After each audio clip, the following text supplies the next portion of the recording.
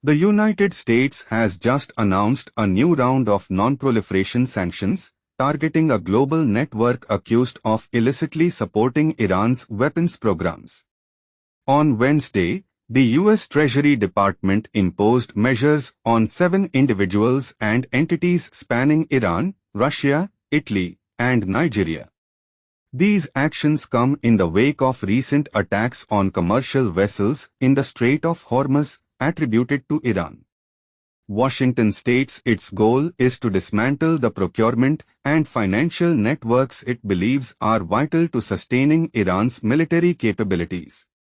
Treasury Secretary Scott Bessent emphasized that these sanctions are part of a broader strategy by the U.S. government to cut off Iran's access to resources for its military activities.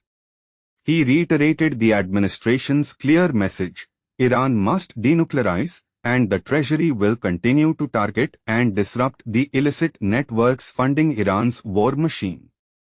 Among those sanctioned are Iran's Behrouz Namaji, the general director of Tehran-based Nika Jet Company, and the company itself, both accused of seeking weapons for the Islamic Revolutionary Guard Corps.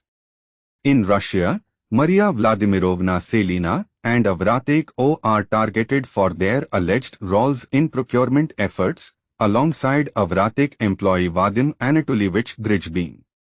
Vanguard Tactical Supply Limited in Nigeria is accused of acting as an intermediary, while Dunia Ettab from Italy is implicated in procurement activities linked to Namaji. Under these sanctions, all property and interests of the designated individuals and entities subject to U.S. jurisdiction will be frozen. Furthermore, U.S. citizens and companies are generally prohibited from conducting any transactions with them. These measures also carry the risk of secondary sanctions for foreign financial institutions that continue to deal with the sanctioned parties. This latest move builds upon previous sanctions announced earlier this year, which also targeted procurement networks connected to the IRGC.